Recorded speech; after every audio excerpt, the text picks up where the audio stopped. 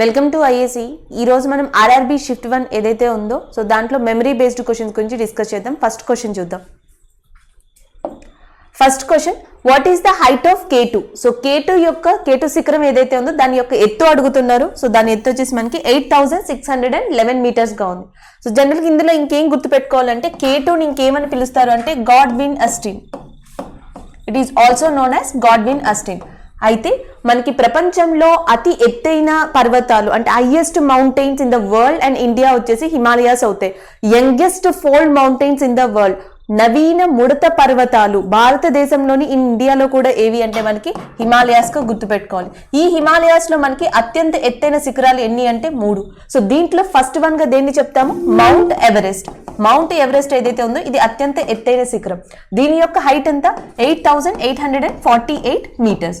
So next వచ్చేసి మనకి K2 అంటున్నాం. సో K2 యొక్క హైట్ ఎంత? 8611 మీటర్స్. ఆల్రెడీ ఇక్కడ ఉంది. సో థర్డ్ అత్యంత ఎత్తైన శిఖరం ఏది అంటే మనకి కాంచనగంగా ఆర్ కాంచన్జంగ్. కాంచనగంగా ఏదైతే ఉందో దాని యొక్క హైట్ వచ్చేసి మనకి 8586 మీటర్స్. ఇది మెయిన్ థింగ్. అయితే ప్రపంచంలో ఎత్తైన శిఖరం ఎవరెస్ట్. అది ఎక్కడ ఉందంటే నేపాల్లో ఉంది. భారతదేశంలో అత్యంత ఎత్తైన శిఖరం ఏది అంటే కాంచన్జంగ్. సో ఇది ఎక్కడ ఉందంటే సిక్కింలో ఉంది. అయితే K2 ఏదైతే ఉందో ఈ K2 అనేది ముఖ్యంగా ఎక్కడ ఉందంటే మనకి కారకోరం రేంజ్. కారకోరం. సో ఈ కారకోరం అనే రేంజ్ ఎక్కడ ఉందంటే మనకి మెయిన్ గా ఈ ఏరియాలో. సో దానిని మనం ట్రాన్స్ హిమాలయాస్ అంటున్నాం. హిమాలయాలు అనేవి వాటి యొక్క క్యారెక్టరిస్టిక్ ని బట్టి 4 రకాలుగా విభజించబడ్డాయి. Greater Himalayas, lesser Himalayas, outer Himalayas. Greater Himalayas ని ఏమని పిలుస్తారు అంటే హిమాద్రి, లెసర్ హిమాలయాస్ ని హిమాచల్, ఔటర్ హిమాలయాస్ ని శివాలిక్స్ అని పిలుస్తాం. ఈ 3 కూడా భారతదేశానికి చెందిన హిమాలయ పర్వత శ్రేణులు. గ్రేటర్ హిమాలయాస్ లేదా హిమాద్రి ఏదైతే ఉందో సో దానిపైన ఉన్నది మనకి కారకోరం. సో దీన్ని ఏ హిమాలయన్ రేంజ్ లో ఉంది అంటే ట్రాన్స్ హిమాలయాస్. నిన్న షిఫ్ట్ లో కూడా క్వశ్చన్స్ అడిగారు ట్రాన్స్ హిమాలయాస్ మీద. ట్రాన్స్ హిమాలయాస్ అంటే హిమాద్రికి పైన ఉన్నవి ఏవైతే ఉన్నాయో అవి ట్రాన్స్ హిమాలయాస్. కారకోరం కానీ, లడాక్ కానీ, జస్కార్, హిందూకుష్, మౌంట్ కైలాష్ ఇవన్నీ కూడా మనకి దీంట్లోకి వస్తాయి ట్రాన్స్ హిమాలయాస్లో. ఇవి గుర్తుపెట్టుకోవాలి. నెక్స్ట్ క్వశ్చన్ చూద్దాం.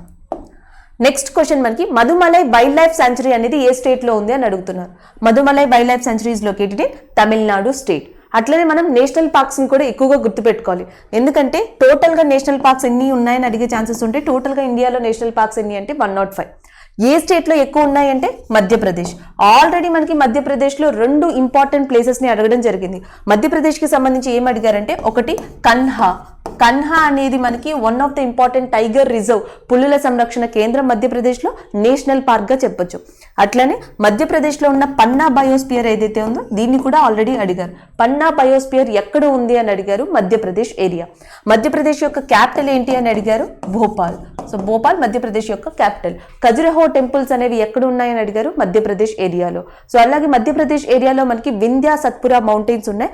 వాటిలో అత్యంత ఎత్తైన శిఖరం ఏది అని అడిగారు, ధూప్ఘర్. సో ఇవి మధ్యప్రదేశ్కి సంబంధించినవి. అట్లనే కొన్ని ఇంపార్టెంట్ నేషనల్ పార్క్స్ ని గుర్తుపెట్టుకోవాల్సి ఉంటుంది. గోవా వచ్చేటప్పటికి మనకి గోవాలో ఇంపార్టెంట్ నేషనల్ పార్క్ భగవాన్ మహావీర్ గా గుర్తుపెట్టుకోండి. సో నెక్స్ట్ వచ్చేసి మనకి కర్ణాటకలో బాందీపూర్ అండ్ బన్నేర్ఘట్ నేషనల్ పార్క్స్ ఏవైతే ఉన్నాయో అవి ఇంపార్టెంట్. కేరళ వచ్చేటప్పటికి సైలెంట్ వ్యాలీ నేషనల్ పార్క్. తమిళనాడులో మనకి మధుమలై నేషనల్ పార్క్ అని, గిండి నేషనల్ పార్క్ అని ఇవి ఇంపార్టెంట్ గా చెప్పొచ్చు. ఆంధ్రప్రదేశ్లో శ్రీ వెంకటేశ్వర నేషనల్ పార్క్ తిరుపతిలో ఉంది. ఒడిశా వచ్చేటప్పటికి మనకి సిమ్లిపల్, బితర్ కనిక ఇవి ఇంపార్టెంట్ నేషనల్ పార్క్స్ గా చెప్పొచ్చు. వెస్ట్ బెంగాల్ వచ్చేటప్పటికి Sundarbans, Padmaja Naidu national parks important గా చెప్పొచ్చు. నెక్స్ట్ రాజస్థాన్ ఈ ప్రాంతం వచ్చేటప్పటికి మనకి ఇంపార్టెంట్ నేషనల్ పార్క్ దేని గుర్తుపెట్టుకోవాలంటే Ranthambore national park, Sariska national park ఇవి ఇంపార్టెంట్ ఇన్ రాజస్థాన్. జమ్మూ కాశ్మీర్ వచ్చేటప్పటికి మనకి హెమీస్ అనే నేషనల్ పార్క్ ఏదైతే ఉందో Dachigam Hemis national park important గా గుర్తుపెట్టుకోవచ్చు. నెక్స్ట్ ఉత్తరాఖండ్ వచ్చేటప్పటికి మనకి వ్యాలీ ఆఫ్ ఫ్లవర్స్ అనేది చాలా ఇంపార్టెంట్. నెక్స్ట్ ఉత్తరప్రదేశ్ వచ్చేటప్పటికి దుధ్వా నేషనల్ పార్క్ ఉత్తరప్రదేశ్లో ఇంపార్టెంట్. సో బీహార్లో మనకి వాల్మీకి నేషనల్ పార్క్ అనేది ఎగ్జామ్ పాయింట్ ఆఫ్ వ్యూలో ఇంపార్టెంట్గా చెప్పొచ్చు. నెక్స్ట్ వచ్చేసి మనకి నార్త్ ఈస్ట్ ఇండియాలో 2 ఇంపార్టెంట్ నేషనల్ పార్క్స్ ఉన్నాయి. ఎగ్జామ్లో ఆల్రెడీ అడిగినవి. ఒకటి కాజీరంగ్, దీన్ని అస్తమానంలో అడుగుతున్నారు. సో కాజీరంగ్ నేషనల్ పార్క్ అనేది ఏ స్టేట్లో ఉంది అంటే మనకి అస్సాం ఏరియాలో ఉంది. అస్సాంలోనే మనకి మానస్, దిబ్రూ సైకోవా అనే ప్రాంతాలు కూడా ఉన్నాయి. సో నెక్స్ట్ మనకి ఈ నార్త్ ఈస్ట్ ఇండియాలో కాజీరంగతో పాటు ఇంకొక నేషనల్ పార్క్ కూడా ఇంపార్టెంటే, కీబుల్ లాంజోవా. సో కీబుల్ లాంజోవా యొక్క ప్రత్యేకత గుర్తుపెట్టుకోవాలి. సో కీబుల్ లాంజోవా ఏదైతే ఉందో నీటి మీద తేలియాడే నేషనల్ పార్క్. సో వాటర్ మీద ఫ్లోటింగ్ నేషనల్ పార్క్ అని దేన్ని పిలుస్తామంటే కీబుల్ లామ్జోవా లోక్తక్ రివర్ మీద ఉంది. ఏ స్టేట్లో ఉంది అంటే మణిపూర్ ఏరియాలో ఉంది. ఇవి ఇంపార్టెంట్ నేషనల్ పార్క్స్కి సంబంధించి. అలాగే oldest national park in India, భారతదేశంలో అత్యంత ఓల్డెస్ట్ నేషనల్ పార్క్ ఏది అంటే Jim Corbett. Next one, which of the following is not correct head quarters. ఈ క్రింది వాటిలో ఏది సరైన ప్రధాన కార్యాలయం కాదు. యాక్చువల్గా ఇది స్టూడెంట్ ఎట్లా కమెంట్ చేశారో సో అలానే మనం ఇక్కడ ఫ్రేమ్ చేయడం జరిగింది. ఇక్కడ క్వశ్చన్ ఏమై ఉండొచ్చు అంటే ఇక్కడ మనకి ఒక పదం ఇచ్చి ఉండొచ్చు, హెడ్ క్వార్టర్స్ జెనీవా అనో లేకపోతే ప్యారిస్ అనో లండన్ అనో వియన్నా అనో ఒక పదం ఇచ్చి, సో ఫర్ ఎగ్జాంపుల్ జెనీవాని తీసుకుందాం. సో క్వశ్చన్ ఎట్లా ఫ్రేమ్ చేసి ఉండొచ్చు అంటే ఈ క్రింది వాటిలో జెనీవా ప్రధాన కార్యాలయం కానిది ఏది, సో జెనీవాని హెడ్ క్వార్టర్స్గా కలిగి ఉన్నది లేదా కలిగి లేనిది ఏది, ఇలాంటి ఫ్రేమింగ్లో క్వశ్చన్ వచ్చి ఉండొచ్చు. యాక్చువల్గా ఇక్కడ చూస్తే మనకి వరల్డ్ ట్రేడ్ ఆర్గనైజేషన్ కానీ నెక్స్ట్ వచ్చేసి మనకి ఇంటర్నేషనల్ లేబర్ ఆర్గనైజేషన్ కానీ ఈ రెండింటి యొక్క హెడ్ క్వార్టర్స్ వచ్చేసి జెనీవాలో ఉన్నాయి. సో నెక్స్ట్ యునెస్కో యొక్క హెడ్ క్వార్టర్స్ వచ్చేసి మనకి మెయిన్గా ఎక్కడుందంటే ప్యారిస్లో ఉందని చెప్పొచ్చు. అంటే ఈ ఆప్షన్ కూడా మనకి జెనీవా సంబంధించిందే ఇచ్చి ఉండాలి. అంటే జెనీవాలో ఇంకేమైనా ఇంపార్టెంట్ ఆర్గనైజేషన్స్ ఏవైనా ఉంటే సో అవి ఇచ్చి ఈ మూడు కూడా జెనీవాకి చెందితే సో యునెస్కో అనేది ప్యారిస్కి చెందుతుంది కాబట్టి ఆన్సర్ వచ్చేసి ఇది అవుతుంది. ఈ క్రింది వాటిలో జెనీవాలో లేని కార్యాలయం ఏది అంటే ఆన్సర్ యునెస్కో. సో యునెస్కోకి సంబంధించి గుర్తుపెట్టుకోవాల్సినవి ఇది ప్యారిస్లో ఉంది. ఇంకొక ఇంపార్టెంట్ ఏంటి, ఇది వరల్డ్ హెరిటేజ్ సైట్స్ని రికగ్నైజ్ చేస్తుంది. ప్రపంచం మొత్తం ఇప్పటిదాకా ఎన్ని రికగ్నైజ్ చేసిందంటే 1121. ఇండియాలో మనకి ఇంపార్టెంట్ వరల్డ్ హెరిటేజ్ సైట్స్ని గుర్తుపెట్టుకోవాలి. ఫర్ ఎగ్జాంపుల్ మహారాష్ట్రలో యునెస్కో గుర్తించినవి ఏవి, అజంతా కేవ్స్ కానీ ఎల్లోరా కేవ్స్ కానీ లేకపోతే మనకి ఆగ్రా ఫోర్ట్, సో ఫతేపూర్ సిక్రీ, ఈ ఏరియాస్ ఏవైతే ఉన్నాయో ఇవన్నిటినీ కూడా సో ప్రపంచ వ్యాప్తంగా వారసత్వపు ప్రదేశాలుగా ఎవరు గుర్తించారు అంటే యునెస్కో. అట్లనే కొన్ని మనం ఆర్గనైజేషన్స్ని కూడా గుర్తుపెట్టుకోవాలి. హెడ్ క్వార్టర్స్ చాలా ఇంపార్టెంట్. సో యుఎన్ కానీ యునిసెఫ్ కానీ, సో యుఎన్ యునిసెఫ్ ఈ రెండు కూడా మనకి వీటి యొక్క హెడ్ క్వార్టర్స్ ఎక్కడ ఉన్నాయంటే న్యూయార్క్ ఏరియాలో ఉన్నాయి. They are located in New York area. Next వచ్చేసి మనకి international labour organisation, world trade organisation, next IPCC inter panel అంటే మనకి international panel for climate change వాతావరణానికి సంబంధించి, next UNHRC so refugees commission ఏదైతే ఉందో సో శరణార్థుల కార్యాలయం, ఈ రెండు కూడా మనకి ఎక్కడ ఉన్నాయంటే జెనీవాలోనే ఉన్నాయి. సో నెక్స్ట్ వచ్చేసి మనకి కామన్వెల్త్ నేషన్స్ అంటాం. సో కామన్వెల్త్ నేషన్స్ అనే హెడ్ క్వార్టర్స్ ఎక్కడుందంటే మనకి లండన్ ఏరియాలో ఉంది. నెక్స్ట్ ఓపెక్ అంటున్నాం. So petroleum exports country, organisation of petroleum exporting country. So దీని యొక్క ఆర్గనైజేషన్ ఎక్కడుంది అంటే మనకి వియన్నాలో ఉంది. సో వియన్నాలో మనకి ఓపెక్ ఉంది. సో కామన్వెల్త్ నేషన్స్ అనేవి లండన్లో ఉన్నాయి, ఇవి న్యూయార్క్ అండ్ ఇవి వచ్చేసి జెనీవాలో ఉన్నాయి.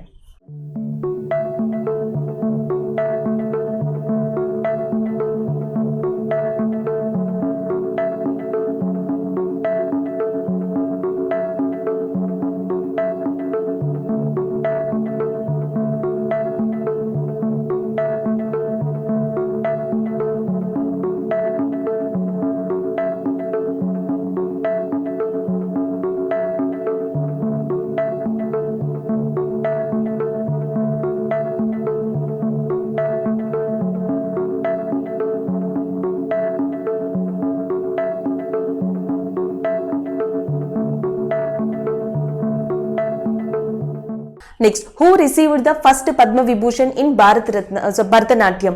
యాక్చువల్గా ఇక్కడ క్వశ్చన్ ఏంటంటే ఇద్దరు స్టూడెంట్స్ రెండు కమెంట్స్ డిఫరెంట్గా చేశారు, బట్ కాన్సెప్ట్ వచ్చేసి వాళ్ళు ఏమడిగారంటే పద్మ విభూషణ్ రిలేటెడ్ టు భరతనాట్యం.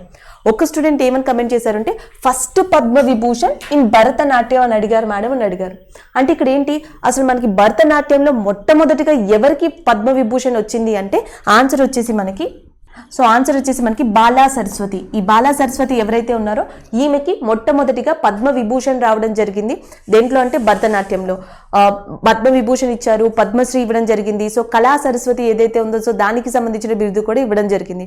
కానీ ఇంకొక స్టూడెంట్ వచ్చేసి మనకి యామిని కృష్ణమూర్తి ఈ రిలేటెడ్ ఆప్షన్ ఉందని కూడా చెప్పారు. సో యామిని కృష్ణమూర్తికి కూడా భరతనాట్యంకి సంబంధించి అవార్డు రావడం జరిగింది పద్మ విభూషణ్. బట్ అది ఎప్పుడు అంటే 2016లో. అంటే అక్కడ ఇయర్ని క్లారిటీగా క్వశ్చన్లో ఏమి ఇచ్చారని చూసుకుని ఆన్సర్ పెట్టాల్సి ఉంటుంది.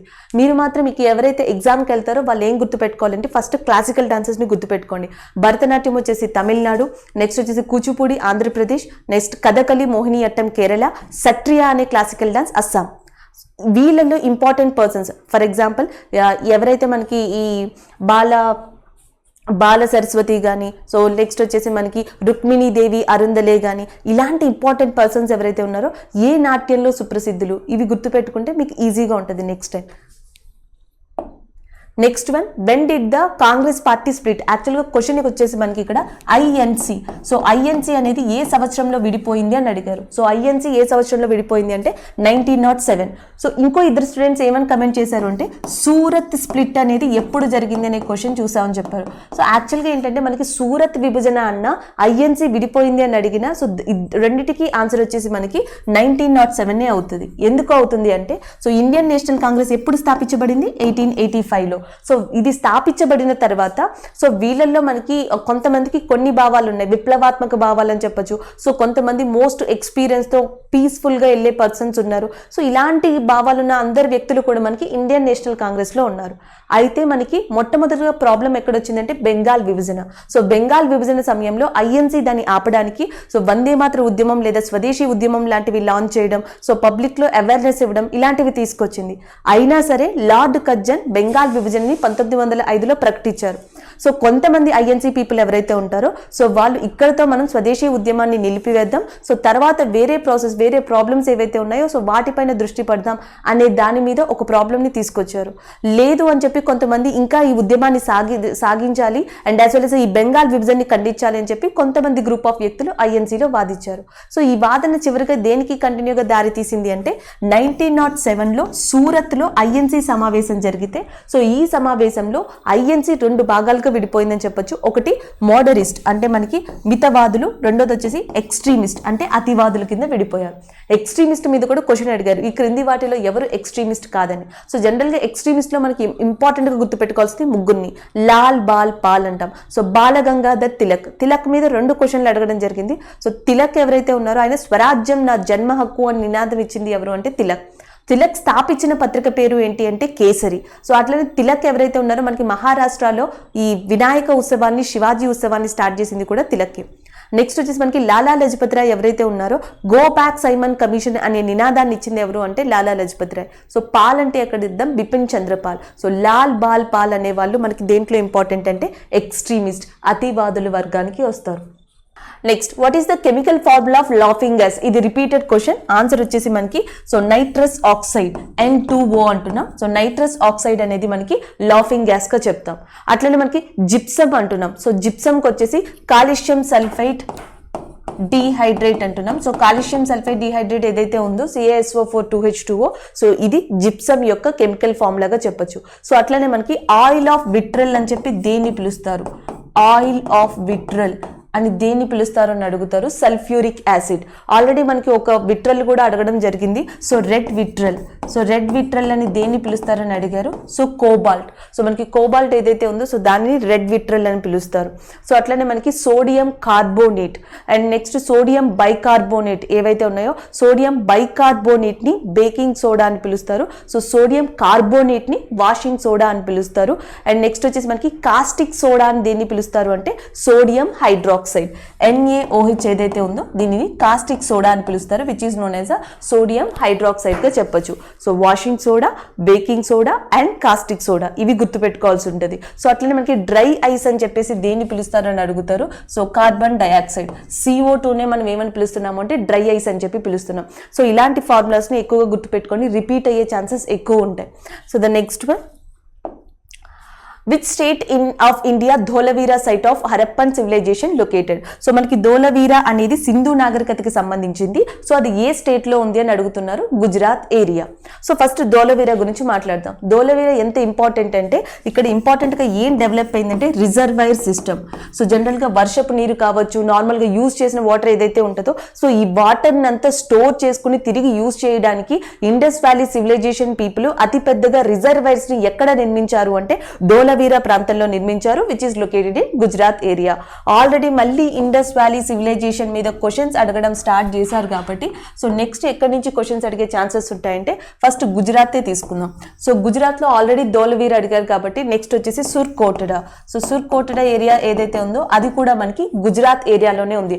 హార్స్ బోన్స్ ఏవైతే ఉంటాయో, గుర్రపు బోన్స్ ఏవైతే ఉంటాయో అవి ఎక్కడ దొరుకుతాయి అంటే Surkotada, which is located in Gujarat area. So Gujarat లోనే ఇంకొక ప్రాంతం ఏది అంటే మనకి లోతల్ అంటాం.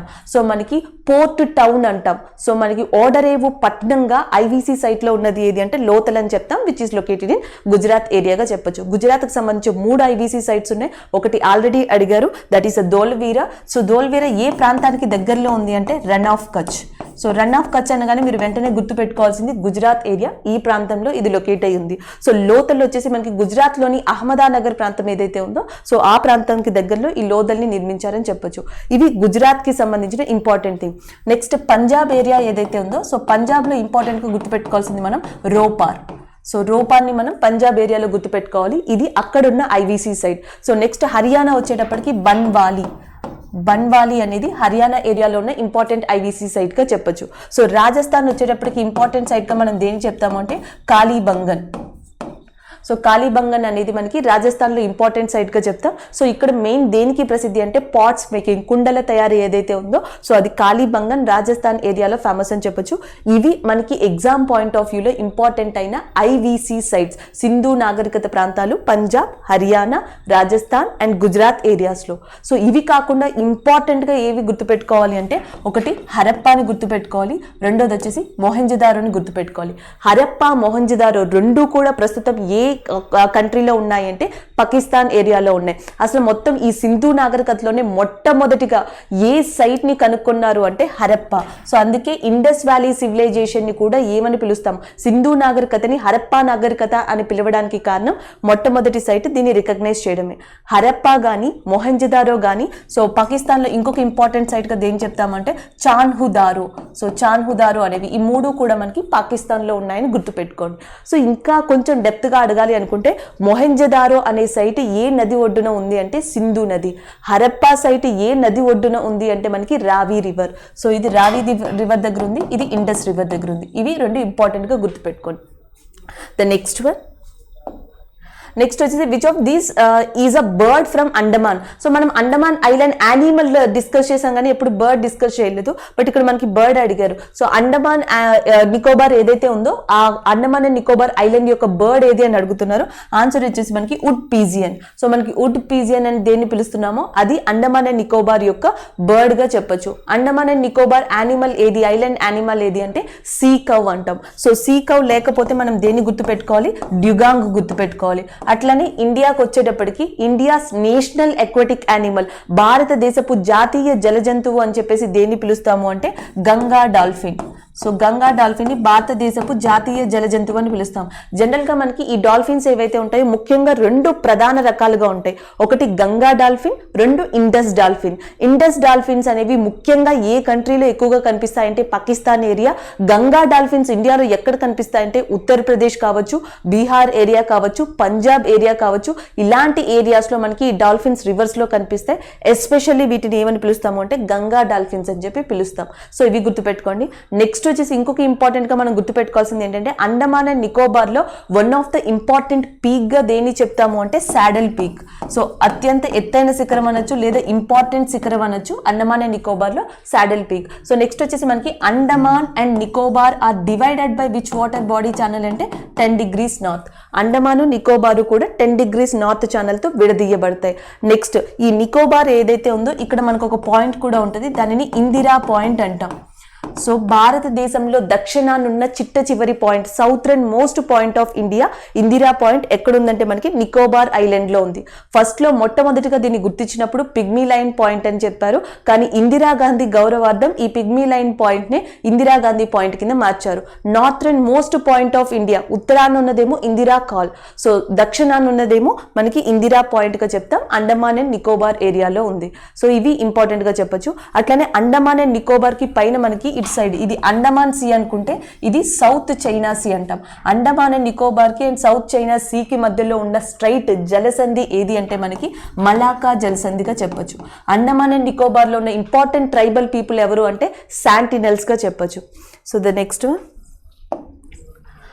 Who proposed world wide web. So WWW ఏదైతే ఉందో సో దాన్ని ఎవరు ఇచ్చారు, ఎవరు ప్రపోజ్ చేశారో అని అడుగుతున్నారు. సో మనకి టీమ్ బెర్నర్స్-లీ ఎవరైతే ఉన్నారో సో ఆయన WWW అనే దాన్ని ప్రతిపాదించడం జరిగింది. So the next one, who called Gandhi the great soul in beggars garb. So beggars garb కింద గాంధీని ఎవరు పిలిచారు అని అడుగుతున్నారు. రవీంద్రనాథ్ ఠాగూర్. సో రవీంద్రనాథ్ ఠాగూర్ గాంధీని ఏమని పిలిచారు అంటే బిచ్చగాడి వస్త్రంలో ఉన్న గొప్ప మహాత్మా. సో యాక్చువల్ గా గొప్ప ఆత్మ అని పిలిచారు. అండ్ రవీంద్రనాథ్ ఠాగూరే గాంధీని మహాత్మాగా కూడా మొట్టమొదటిసారిగా పిలిచారని కూడా చెప్తారు. సో ఈ రెండు కూడా ఉన్నాయి. కానీ ఈ స్టేట్మెంట్ కి మాత్రం మనకి మెయిన్ గా ఎవరిచ్చారు అంటే రవీంద్రనాథ్ ఠాగూర్. సో రవీంద్రనాథ్ ఠాగూర్ గురించి ఇంపార్టెంట్ గా గుర్తు పెట్టుకోవాల్సింది ఏంటి అంటే సో ఈయన ఏ బుక్ ని రాశారు అంటే గీతాంజలి అనే బుక్ ని రాశారు. ఎప్పుడు పబ్లిష్ అయింది అంటే 1912 లో పబ్లిష్ అయింది. సో ఈయనకి నోబెల్ బహుమతి ఎప్పుడు వచ్చిందంటే 1913 లో నోబెల్ బహుమతి రావడం జరిగింది. సో ఈయనకి బ్రిటిషర్స్ ఇచ్చిన మెయిన్ బిరుదు ఏంటి అంటే నైట్ హుడ్ అనే బిరుదుని ఇవ్వడం జరిగింది. సో ఆ నైట్ హుడ్ అనే బిరుదుని సో రవీంద్రనాథ్ ఠాగూర్ ఎప్పుడు రిజెక్ట్ చేశారు, ఏ కారణంతో రిజెక్ట్ చేశారంటే 1919లో జలియన్ వాలాబాగ్ ఘటన ఏదైతే ఉందో ఆ ఘటన తర్వాత రవీంద్రనాథ్ ఠాగూర్ ఈ నైట్ హుడ్ అనే బిరుదుని తిరస్కరించడం జరిగింది. ఇది రవీంద్రనాథ్ ఠాగూర్ కి సంబంధించిన మెయిన్ ఇంపార్టెంట్ థింగ్ గా చెప్పొచ్చు.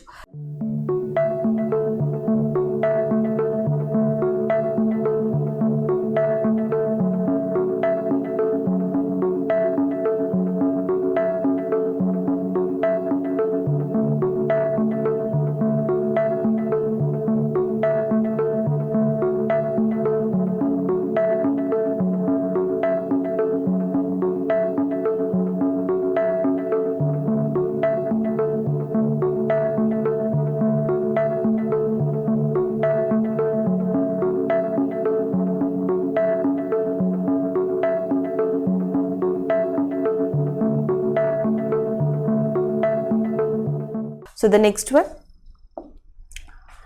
వచ్చేసి the first 5-year plan of India was based on which model? So ఇది కూడా ఆల్రెడీ మనకు చాలా సార్లు అడిగింది. ఫస్ట్ 5 years ప్లాన్ ఏదైతే ఉందో దానిని హారోల్డ్ డోమర్ మోడల్ అంటాం. సో హారోల్డ్ డోమర్ మోడల్ అనేది మొదటి పంచవర్ష ప్రణాళిక యొక్క నమూనా. సో మొదటి పంచవర్ష ప్రణాళిక ఏ కాలంలో జరిగింది, ఏ కాలంలో స్టార్ట్ అయింది అంటే 1951 1951 ఆ ప్రాంతంలో స్టార్ట్ అయింది. సో రెండవ పంచవర్ష ప్రణాళిక సెకండ్ 5-year ప్లాన్ ఏదైతే ఉందో దాని ప్రణాళిక దాని నమూనాని ఏమని పిలుస్తాము అంటే మనం సో పీసీ మెహల్ నోబిస్ నమూనా అని చెప్పేసి సెకండ్ 5-year ప్లాన్ ని పిలుస్తాం. రోలింగ్ ప్లాన్స్ ఇండియాలో ఎవరు స్టార్ట్ చేశారు అంటే మొరార్జీ దేశాయిని గుర్తుపెట్టుకోండి. వార్షిక ప్రణాళికలు ఇండియాలో ఎప్పుడు వచ్చాయి అంటే 1991 1992 మధ్యలో రావడం జరిగింది. సో నెక్స్ట్ మనకి ఏ పంచవర్ష ప్రణాళికల్ని ఆపేశారంటే 12వ పంచవర్ష ప్రణాళిక ఏదైతే ఉందో సో దానిని ఆపివేయడం జరిగింది. దాని ప్లేస్ లో అదే ప్లానింగ్ కమిషన్ ఏదైతే ఉందో దానిని అండ్ 12వ పంచవర్ష ప్రణాళికలని నిలిపివేస్తున్నట్టు 2014లో సో అనౌన్స్ చేయడం జరిగింది. 2015 జాన్ 1న నీతి ఆయోగ్ అనేది ప్రారంభించడం జరిగింది. సో అట్లానే మనకి బిఫోర్ ఇండిపెండెన్స్ ఆఫ్టర్ ఇండిపెండెన్స్ కూడా ప్రణాళికలు ఉన్నాయి. సో బిఫోర్ ఇండిపెండెన్స్ అసలు ఈ ప్రణాళికల్ని స్టార్ట్ చేసింది ఎవరు అంటే సో ఫస్ట్ మోక్షగుండం విశ్వేశ్వరయ్య. అందుకే ఆయనని father of economic planning in India అంటారు. సో ఇండిపెండెన్స్ వచ్చిన తర్వాత మనం ప్లానింగ్ కమిషన్ ని 1950లో స్టార్ట్ చేసి యుఎస్ఎస్ఆర్ దగ్గర నుంచి ఆ నమూనాల్ని తీసుకుని సో ఇండియాలో పంచవర్ష ప్రణాళికలు అనే కాన్సెప్ట్ ని స్టార్ట్ చేయడం జరిగింది. So the next one The Indian League 1875 was founded by so 1875లో సో ఇండియన్ లీగ్ అనే దాన్ని స్టార్ట్ చేసింది ఎవరు అంటే మనకి శిశిర్ కుమార్ ఘోష్. సో శిశిర్ కుమార్ ఘోష్ అనే ఆయన అమృత బజార్ సో అమృత బజార్ అనే పత్రికని స్టార్ట్ చేసింది ఎవరు అంటే శిశిర్ కుమార్ ఘోష్ గా చెప్పొచ్చు. దీన్ని బెంగాలీలో స్టార్ట్ చేశారు. ఈయన బెంగాలీకి చెందిన వ్యక్తి. సో ఈయన 1875లో సో ఈ ఇండియన్ లీగ్ అనే దాన్ని స్టార్ట్ చేయడం జరిగింది. ఇది మెయిన్ థింగ్ ఏంటంటే భారతీయుల్లో ముఖ్యంగా బెంగాల్ ప్రాంతపు పీపుల్ ఎవరైతే ఉంటారో సో వాళ్ళలో ఎక్కువగా ఏమంటారు ఈ నేషనాలిటీని జాతీయతని పెంపొందించడానికి ఈ ఇండియన్ నేషనల్ లీగ్ అనే దాన్ని స్థాపించడం జరిగింది 1875లో. So the next one what is the theme of the 11th 5-year plan? So 11వ పంచవర్ష ప్రణాళిక యొక్క థీమ్ ఏంటి అని అడుగుతున్నారు. ఫస్ట్ 5-year ప్లాన్ ఏదైతే ఉందో దాని నమూనా ఏంటి అని అడిగారు. ఇక్కడ 11th 5-year ప్లాన్ ఏదైతే ఉందో దాని యొక్క థీమ్ ఏంటి అని అడుగుతున్నారు. Faster and more inclusive sustainable growth. So faster and more inclusive sustainable growth అనేది 11వ పంచవర్ష ప్రణాళిక యొక్క మెయిన్ థీమ్ గా చెప్పొచ్చు. Next one Which volcano is called the lighthouse of Mediterranean Sea? ఇది ఆల్రెడీ మనం ఫస్ట్ షిఫ్ట్ లో కూడా డిస్కస్ చేసాం phase 1లో. జనరల్గా వాల్కనోస్ మీద అడుగుతున్నారు. ప్రపంచంలో అతిపెద్ద క్రియాశీల అగ్నిపర్వతం అంటే మోస్ట్ యాక్టివేటెడ్ వాల్కనోస్ ఉంటాయి. వాటిలో కొన్ని పేర్లను గుర్తుపెట్టుకోవాలి. అందులో ఇంపార్టెంట్గా మనం గుర్తుపెట్టుకోవాల్సింది కిలౌయి అని చెప్పాను. One of the most activated volcano in the world, Kilauea, which is located in Hawaiian Island. So దాని తర్వాత మనం గుర్తుపెట్టుకోవాల్సింది, దీన్ని ఆల్రెడీ చెప్పాను నేను. సో స్ట్రాంబోలి అనే వాల్కనో ఉంది. దానిని ఏమని పిలుస్తారు అంటే lighthouse in Mediterranean sea, మధ్యధారా సముద్రంలో వెలిగే దీపం అని చెప్పేసి దేన్ని పిలుస్తారు అంటే స్ట్రాంబోలి వాల్కనోని పిలుస్తారు. అట్లనే భారతదేశంలో అత్యంత క్రియాశీల అగ్నిపర్వతం ఏది అంటే Barren. Most activated volcano in India is Barren, which is located in Andaman and Nicobar area. అట్లనే రీసెంట్గా ఈ మధ్యన ఇండోనేషియాలో ఉన్న ఏ వాల్కనో మనకి విస్ఫోటనం చెందింది, సో ఎరప్ట్ అయ్యింది అని అడుగుతారు. ఆన్సర్ వచ్చేసి మనకి సీనాబంగ్. సో సీనాబంగ్ అనే వాల్కనో ఎక్కడుందంటే మనకి ఇండోనేషియా ప్రాంతంలో ఉందని చెప్పొచ్చు. ఇవి ఇంపార్టెంట్. కిలౌయి కానీ, బ్యారెన్ కానీ, సీనాబంగ్ కానీ, స్ట్రాంబోలి కానీ, సో ఇవి ఇంపార్టెంట్గా చెప్పొచ్చు. ఇంకొక ఇంపార్టెంట్ థింగ్ వచ్చేసి మనకి ప్రపంచంలో ఎక్కువగా మోస్ట్ యాక్టివేటెడ్ వాల్కనోస్ అంటే అత్యంత క్రియాశీల అగ్నిపర్వతాలు ఎక్కడ ఉన్నాయి అంటే పసిఫిక్ ఓషన్. అందుకే పసిఫిక్ ఓషన్ ఏమని పిలుస్తాము అంటే ring of fire. So the ring of fire అని చెప్పేసి దేన్ని పిలుస్తాము అంటే పసిఫిక్ ఓషన్ ని పిలుస్తాం. దీన్ని కూడా గుర్తుపెట్టుకోండి. Next one, what is the largest source of power generation in India? భారతదేశంలో పవర్ జనరేషన్ ని మనం డిఫరెంట్ సోర్సెస్ ని యూజ్ చేసి క్రియేట్ చేయడం జరుగుతుంది. మేబీ సోలార్ కావచ్చు, లేకపోతే మనకి టైడల్ ఎనర్జీ యూజ్ చేస్తున్నాం, విండ్ ఎనర్జీ యూజ్ చేస్తున్నాం. సో ఇలా అన్ని యూజ్ చేసి మనం ఎనర్జీని ప్రొడ్యూస్ చేస్తున్నాం, పవర్ని ప్రొడ్యూస్ చేస్తున్నాం. అయితే ఈ అన్ని రీసోర్సెస్లో ఏ రీసోర్సెస్ ఎక్కువగా యూజ్ చేసి మనం పవర్ని జనరేట్ చేస్తున్నామని అడుగుతున్నారు. ఆన్సర్ వచ్చేసి మనకి థర్మల్ పవర్గా చెప్పచ్చు. Next one, what is the full form of FORTRAN? So FORTRAN యొక్క పూర్తి రూపం ఏంటి అని అడుగుతున్నారు. Formula translation. ఫార్ములా ట్రాన్స్లేషన్ అనేది ఫోర్ట్రాన్ యొక్క ఫుల్ ఫామ్గా చెప్పచ్చు. Next one, in which year was the Rowlatt act passed? So Rowlatt చట్టం అనేది ఎప్పుడు వచ్చింది అని అడుగుతున్నారు. 1919. సో 1919 ఇయర్ అనేది మనకి ఆర్ఆర్బిలో స్టాండర్డ్ అయిపోయింది. 3 ఘటనలు ఇక మీదట ఎగ్జామ్కి ఎవరైతే వెళ్తారో వాళ్ళు 1919 అనగానే మీకు 3 ఇన్సిడెంట్స్ గుర్తుకు రావాలి. ఒకటి రౌలత్ చట్టం ఇదే సంవత్సరంలో వచ్చింది. 2 జలియన్ వాలాబాగ్ ఇదే సంవత్సరంలో జరిగింది. 3 ఖిలాఫత్ ఏదైతే ఉందో, సో ఖిలాఫత్ అనే దానిని అలీ బ్రదర్స్ ఏ సంవత్సరంలో స్థాపించారు అంటే 1919లోనే స్థాపించడం జరిగింది. సో ఆల్రెడీ ఖిలాఫత్ ఉద్యమం గురించి అడిగి ఉన్నారు. ఖిలాఫత్ ఉద్యమంలో మెయిన్ గా ఎవరు ఫౌండ్ చేశారు దీన్ని అని అలీ బ్రదర్స్, మొహమ్మద్ అలీ, షౌకత్ అలీ స్థాపించడం జరిగింది. ఇది అడిగారు. అలాగే జలియన్ వాలాబాగ్ ఉదంతం ఏదైతే ఉందో, జలియన్ వాలాబాగ్ ఉదంతం గురించి కూడా మోస్ట్లీ ఎక్కువగా అడిగారు. ఎక్కడ జరిగింది అని అడిగారు. అమృత్సర్ ఏరియాలో జరిగింది. సో నెక్స్ట్ వచ్చేసి మనకి ఈ జలియన్ వాలాబాగ్ ఘటన జరగడానికి మెయిన్ బ్రిటిష్ ఆఫీసర్ ఎవరు కారణం అని అడిగారు. జనరల్ ఓడయ్యర్. నిన్న షిఫ్ట్ లో జలియన్ వాలాబాగ్ కారణమైన ఈ జనరల్ ఓడయ్యర్ ఎవరైతే ఉన్నారో ఆయనని చంపింది ఎవరు అని అడిగారు. ఉధమ్ సింగ్. అసలు ఈ ఘటనకి సంబంధించి బ్రిటిషర్స్ వేసిన కమిషన్ ఏది అంటే హంటర్ కమిషన్ గా చెప్పొచ్చు. Where is the Banihal pass located? So Banihal pass అనేది ఎక్కడుంది అని అడిగారు. జమ్మూ అండ్ కాశ్మీర్. ఇది కూడా రిపీటెడ్ క్వశ్చన్, మోస్ట్లీ ఫేజ్ 2లో అడిగిన క్వశ్చన్ మళ్ళీ ఇప్పుడు అడిగారు. బనీహాల్ అనే కనుమ ఎక్కడుంది అంటే మనకి జమ్మూ అండ్ కాశ్మీర్ ఏరియాలో ఉందని చెప్పొచ్చు. జనరల్గా మనకి జమ్మూ అండ్ కాశ్మీర్ ప్రాంతంలో ఇంపార్టెంట్గా దేన్ని చెప్పొచ్చు అంటే ఒకటి బనీహాల్ పాస్ చెప్పొచ్చు, రెండోది వచ్చేసి మనకి జోజిలా పాస్ అనేది ఇంపార్టెంట్గా చెప్పొచ్చు. ఈ రెండు జమ్మూ అండ్ కాశ్మీర్కి సంబంధించి. నెక్స్ట్ ఇంకొకటి వచ్చేసి మనకి హిమాచల్ ప్రదేశ్. సో హిమాచల్ ప్రదేశ్లో ఇంపార్టెంట్గా దేని చెప్పొచ్చు అంటే రోహతంగ్ కనుమ, రోహతంగ్ పాస్ని చెప్పొచ్చు. ఇంకొకటి వచ్చేసి మనా పాస్, మనా కనుమని చెప్పొచ్చు. సో నెక్స్ట్ వచ్చేసి మనకి ఉత్తరాఖండ్ ఏరియా. ఉత్తరాఖండ్ ఏరియాలో 2 ఇంపార్టెంట్ కనుమలు ఉన్నాయి. ఒకటి వచ్చేసి మనకి నితి కనుమ అంటాం, నితి పాస్ అని చెప్పొచ్చు.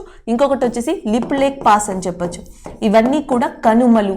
The way which is used between mountains. So పర్వతాల మధ్య రాకపోకల కోసం ఏదైతే దారిని యూజ్ చేస్తున్నామో సో దానిని కనుమగా మనం గుర్తించవచ్చు. సో నార్మల్ డెఫినేషన్ ఇది ఇట్లా తీసుకోవచ్చు. సో మనం ఘాట్ రోడ్ ఎట్లా మాట్లాడుతున్నామో సో పర్వతాలు లాంటి వాటిలో మనం పాసెస్, కనుమల్ని యూజ్ చేస్తాం. సో అలాంటి ఇంపార్టెంట్ కనుమలే మనకి హిమాచల్ ప్రదేశ్, ఉత్తరాఖండ్ అండ్ జమ్మూ కాశ్మీర్లో ఉన్నాయని చెప్పొచ్చు. అట్లనే మనకి ఈ ఏరియాకి వచ్చేటప్పటికి సిక్కిం. సో సిక్కింలో ఇంపార్టెంట్ పాస్గా దేన్ని చెప్పొచ్చు అంటే మనం నతులా. సో నతులా పాస్ అనేది ఇండియాలో ఎక్కడుందంటే సిక్కింలో ఉంది. ఇక్కడ నతులా, షిప్కిలా ఇలా లా అని వస్తే దాని అర్థం ఏంటంటే పాస్, కనుమ అని అర్థం. సో నెక్స్ట్ వచ్చేసి మనకి సిక్కిం తర్వాత అరుణాచల్ ప్రదేశ్ ఉంది. అరుణాచల్ ప్రదేశ్లో ఇంపార్టెంట్ పాస్గా దేని చెప్తాము అంటే దిపు పాస్ని చెప్పొచ్చు. ఇవి ఇంపార్టెంట్. అదే గనుక ఇండియాకి ఇటు సైడ్ వస్తే మనకి హిందూ కుష్ మౌంటైన్స్ ఉన్నాయి. సో హిందూ కుష్ మౌంటైన్స్ లో ఇంపార్టెంట్ గా దేని చెప్పొచ్చు అంటే బోలాన్ కనుమ అండ్ ఖైబర్ కనుమ. Khyber pass and Bolan pass are important in which mountains అంటే హిందూ కుష్. సో హిందూ కుష్ పర్వతాలు ఎక్కడున్నాయి అంటే ఆఫ్ఘనిస్తాన్ ఏరియాలో ఉన్నాయని గుర్తుపెట్టుకోవాలి. ద నెక్స్ట్ వన్, నెక్స్ట్ వచ్చేసి find odd one out of the following అని అడుగుతున్నారు. ఇది రీజనింగ్ కి సంబంధించి బెంగళూరు, చండీగఢ్, ఇటానగర్, పాట్నా. సో ఆన్సర్ వచ్చేసి మనకి చండీగఢ్ అవుతుంది. So the next one, arrange order. ఇది కూడా రీజనింగ్ అయ్యి ఉండొచ్చు మేబీ. సో స్టూడెంట్ కమెంట్ చేసింది. సో వ్యాధి సంక్రమణ నిర్ధారణ చికిత్స. యాక్చువల్గా మనకి స్టూడెంట్ ఆన్సర్ పెట్టారో లేకపోతే క్వశ్చన్ ఎట్లా ఫ్రేమ్ అయింది అనేది మనకి క్లారిటీ లేదు. ఆయన ఈ 4 ఆప్షన్స్ ఇవ్వడం జరిగింది. సో మేబీ జంబ్లింగ్ చేసి కరెక్ట్ ఆర్డర్ అడిగి ఉంటారు. సో ఫస్ట్ వ్యాధి రావడం జరుగుతుంది, వ్యాధి సంక్రమించడం జరుగుతుంది. సో సంక్రమించిన తర్వాత నిర్ధారణ అవుతుంది, ఐడెంటిఫై అయిన తర్వాత చికిత్స అనేది జరుగుతుంది. సో ఫస్ట్ వచ్చేసి వ్యాధి సంక్రమణ, నెక్స్ట్ నిర్ధారణ, నెక్స్ట్ చికిత్స. సో ఇది ఆర్డర్ అయి ఉండొచ్చు. సో మనకి ఆన్సరే డైరెక్ట్గా పెట్టి ఉండొచ్చు, ఎగ్జామ్లో ముందర చికిత్స ఇచ్చి తర్వాత నిర్ధారణ ఇచ్చి సో ఇలా ఇచ్చి ఉండొచ్చు. Next one, who is the author of Dashakumara Charita. Dashakumara Charita అనే దాన్ని ఎవరు రాశారని అడుగుతున్నారు. ఆన్సర్ వచ్చేసి దండిన్. సో దండిన్ అనే పర్సన్ మనకి దశకుమార చరిత అనే దాన్ని రాశారు. మీరు ప్రీవియస్గా కానీ ఇప్పుడుగా కానీ చూస్తే మెయిన్ డిఫరెన్స్ ఈ బుక్స్లో ఏమొచ్చిందంటే ఫస్ట్లో మనకి మెగస్తనీస్ ఏ బుక్ రాశారని అడిగారు, ఇండికా. కౌటిల్యుడు ఏ బుక్ రాశారని అడిగారు, అర్థశాస్త్ర. సో ఇలాంటి పర్టికులర్ బుక్స్ని అడిగారు. కాళిదాసు రఘువంశ అనే దాన్ని రాశారు. బట్ తర్వాత వచ్చేటప్పటికి అరుంధతి రాయ్ ఏదైతే రాశారో the God of small things అనేది, సో అరుంధతి రాయ్ రాసిన బుక్ కానీ, మహాత్మా గాంధీ ఆటోబయోగ్రఫీ కానీ, సో నెక్స్ట్ వచ్చేసి మనకి శశి తరూర్ రాసిన బుక్స్ కానీ, సచిన్ టెండూల్కర్ రాసిన ఆటోబయోగ్రఫీ కానీ, ఈ బుక్స్ని phase 2లో అడిగారు. ఈ నెక్స్ట్ వచ్చేటప్పటికి మనకి ఈ టైంలో ఏం అడుగుతున్నారు అంటే చాలా డిఫరెంట్గా క్వశ్చన్స్ అడుగుతున్నారు. యాక్చువల్గా రఘువంశాన్ని రాసింది ఎవరు అని అడిగితే కాళిదాసు. సో కాళిదాసు ఇంకో బుక్ కూడా రాశారు, అభిజ్ఞాన శాకుంతలం. కానీ లాస్ట్ షిఫ్ట్లో మనకి క్వశ్చన్ వచ్చేసి ఈ అభిజ్ఞాన శాకుంతలంలో సో సన్ ఎవరు అని అడిగారు, కొడుకు ఎవరు, శాకుంతల కొడుకు ఎవరు అని అడిగారు. ఆన్సర్ వచ్చేసి భరత. అంటే ఆ స్టోరీలో పార్ట్ తీసుకుని నరేషన్ గురించి కూడా అడుగుతున్నారు. కొంచెం జాగ్రత్తగా ఇవి చూసుకుంటూ ఉండండి. So the next one, PSLV C-17 launched which satellite into the space? So జనరల్గా మనకి PSLV polar satellite launched vehicle. So PSLV GSLVని మనం లాంచ్డ్ వెహికల్స్గా చెప్తాం, శాటిలైట్స్ని తీసుకెళ్ళి లాంచ్డ్ వెహికల్స్గా. సో ఇక్కడ PSLV C-17 అనే లాంచ్డ్ వెహికల్ ఏ శాటిలైట్ని అంతరిక్షంలోకి తీసుకెళ్ళింది అని అడుగుతున్నారు. సో శాటిలైట్ వచ్చేసి మనకి GSAT-12. సో GSAT-12 అనే శాటిలైట్ని తీసుకెళ్ళింది. యాక్చువల్గా స్టూడెంట్ ఇచ్చిన క్వశ్చన్ నేను చెప్తాను ఇక్కడ. సో స్టూడెంట్ ఏమని గుర్తుపెట్టుకున్నారు అంటే PSLV C-17 ఏదైతే ఉంటుందో సో దానికి సంబంధించిన క్వశ్చన్ అడిగాడు మేడం. ఆప్షన్స్లో కమ్యూనికేషను, వాతావరణం సో ఇలా ఇచ్చారని చెప్పారు. ఇక్కడ అర్థం ఏంటంటే సో క్వశ్చన్ ఎట్లా ఫ్రేమ్ అయి ఉండొచ్చు అంటే PSLV C-17 అనే లాంచ్డ్ వెహికల్ సో ఏ శాటిలైట్ తీసుకెళ్ళింది, GSAT. సో GSAT అంటే మీరు గుర్తుపెట్టుకోవాల్సింది కమ్యూనికేషన్. సో సమాచార వ్యవస్థ కోసం మనం ఎక్కువగా యూజ్ చేసే శాటిలైట్స్ ఏవి అంటే GSATగా గుర్తుపెట్టుకోవచ్చు. అదే కనుక మ్యాపింగ్ కోసం యూజ్ చేసే వాటిని ఏమన్నా గుర్తుపెట్టుకోవాలంటే కార్టోసాట్ అని గుర్తుపెట్టుకోవచ్చు. సో ఇట్లా మనకి ఇన్సాట్, కార్టోసాట్, GSAT ఒక్కొక్క దానికి ఒక్కొక్క సిస్టమ్ ఉందని చెప్పొచ్చు. సో అక్కడ ఆన్సర్ కమ్యూనికేషన్, వాతావరణం ఇలా ఇస్తే కనుక ఆన్సర్ వచ్చేసి మనకి ఏమవుతుందంటే కమ్యూనికేషన్ శాటిలైట్ అవుతుంది. సో ద నెక్స్ట్ వచ్చేసి who among the following is place Sitara. So అక్కడ 4 ఆప్షన్స్ ఇచ్చేసి కింది వాటిలో ఎవరు సితారాని ప్లే చేస్తారని అడిగారు. సో అది డిపెండ్స్ ఆన్ ఆప్షన్స్ అండి, అక్కడ ఇచ్చిన బట్టి ఆప్షన్స్ని బట్టి ఉంటుంది. సో జనరల్గా మనకి పండిట్ రవిశంకర్ ఎవరైతే ఉన్నారో సో పండిట్ రవిశంకర్ సో ప్రస్తుతం important, one of the most important person and famous person in సితారా. సో సితారాని ప్లే చేసే వాళ్ళు వన్ ఆఫ్ ద ప్రసిద్ధ పర్సన్గా ఎవరిని చెప్పొచ్చు అంటే పండిట్ రవిశంకర్ని చెప్పొచ్చు. అట్లానే కొంతమంది క్లాసికల్ మ్యూజిషియన్స్ ఎవరైతే ఉన్నారో ఈ క్లాసికల్ మ్యూజిషియన్స్ సంగీతకారులు గుర్తుపెట్టుకోండి, ఇవి కూడా మీకు ఇంపార్టెంటే.